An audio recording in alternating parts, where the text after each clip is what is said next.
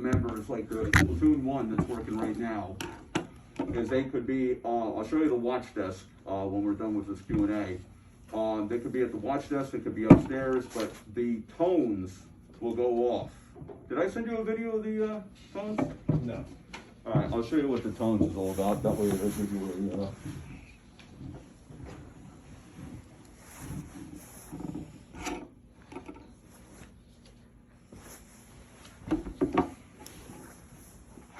Hey, Mike, it's Adam. What's going on? Hey, I'm over in the training room with some students from Project Invent. Could you just have dispatch do a test of our alert tones? All right, thank you, sir. Bye. How often do you practice the tones? Like, We do it in the morning. We do it in the morning at 8 o'clock in the morning. every morning? Every morning. Every month. That's the beginning of shift. And but what happens is when you hear the tones go off, everybody we listen for the alert. We also get the alert on our phones. One of the things about technology going up and up every day. Dispatch alerts us to the what's up, John? To the where the address is, the nature of the incident, so we know what apparatus to take. And by knowing what apparatus to take, maybe just a handful of members come, maybe all the members go, depending on what the call is. So, Now, is that something that you, like, so if it comes to your phone, you're given the data, right? you're given the data, and then I'll also show you the CAD and the rigs, or the MDT rather, which runs the CAD. And it tells you, every time, so if we're going to an activated alarm, the tones will come over, it'll say activated alarm, or actually it'll say the address first, 123 Main Street, activated alarm, and then as we're responding on the MDT, the dispatchers can type in the CAD saying what's going on. And they can say, caller stated that it was from unattended cooking. And then so we'll know, we can slow down the response. So it's activated, so I'm hearing some acronyms, right? So Right. MDT.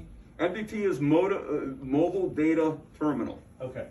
And the CAD is the Computer Aided Dispatch. Okay, got it. And that comes through. So Computer Aided Dispatch comes through on the Motor Data Terminal. And that's how we keep getting updated information. But they will also, it's also policy to give us information over the air. So if, the caller calls in and says, try to cancel, which we don't do, once we get the run, we go out to the run. Okay.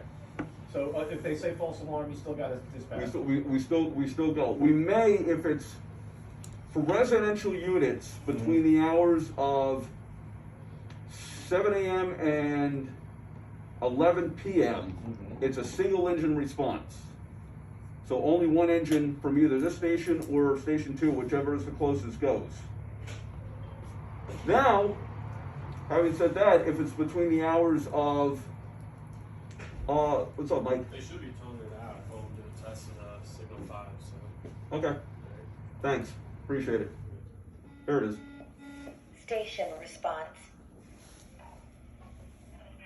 For Millburn Fire Department, this is a test of your system. Again, test only.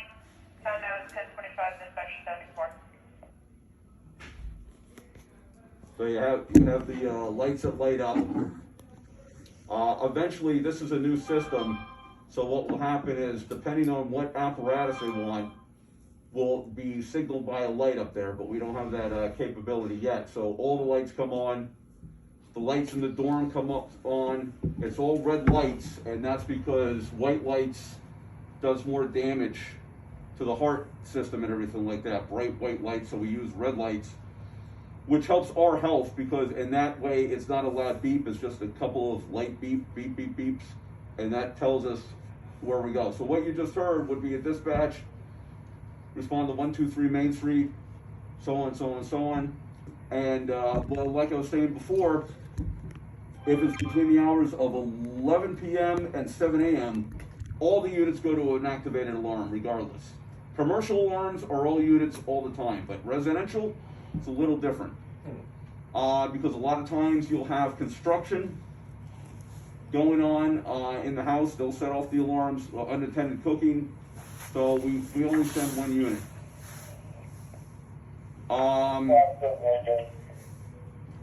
If 3257, you're on scene, 1027. we get a report of, you know, if we're going to an activated alarm and somebody calls in smoke during the day, then we'll send all the units. But on the other hand, if all the units are responding and somebody calls in, oh, it was set off by, a lot of times in these office buildings, popcorn in the microwave, they'll set off the alarm. Well, we'll just send one unit in, return the other units, let the other units go available. So, going back to the units, which specifically, because I noticed you guys have a couple of SUVs outside. Like, do they Right. usually respond first? Now, the SUVs outside are for the fire prevention, the training division, and the administrative offices. So those just are to take people to day-to-day activities, wherever, if they gotta go to City Hall, if they gotta go do inspections, to do that. So our main apparatus, which we'll see in a little bit, is we have a first due engine, we also have the reserve engine, we have a tower ladder, and we have a rescue unit. Rescue unit doesn't always go, but depending on the call, if it's a auto accident, we get a lot of auto accidents in 24 and 78. The rescue will go. The truck driver will take the rescue. If it's, you know, an activated alarm or some odor of something burning, then we will take the tower ladder. You got a question? Oh yeah, what type of accidents like are most frequent? Around here, auto accidents. Auto accidents, especially on 2478 JFK Parkway. A lot of times we have the Short Hills Mall, so in the Short Hills Mall parking lot, there's a lot of accidents. But even on the regular roads, there's just a lot of accidents around here.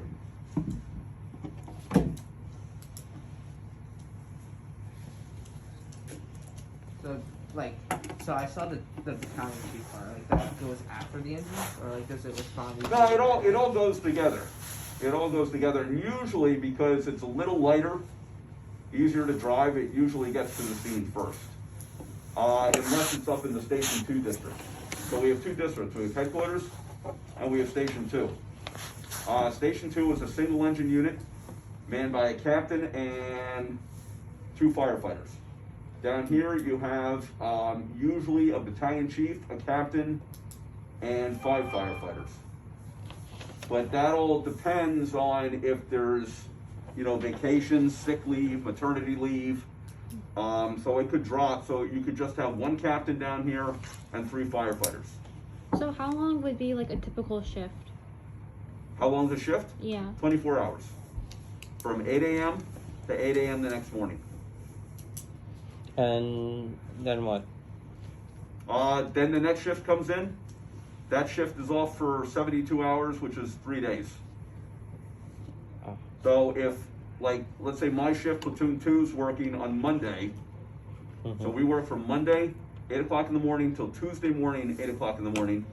At Tuesday, 8 o'clock in the morning, platoon 3 will come in.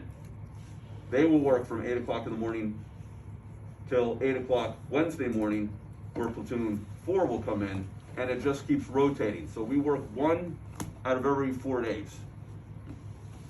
Except for today, where you gotta come in and talk to kids. Right, but that's fine. That's easy. Just a question, because I'm curious. So, you guys, I guess, sleep the night here, Mm-hmm. right? So you guys get paid for sleeping. We rest.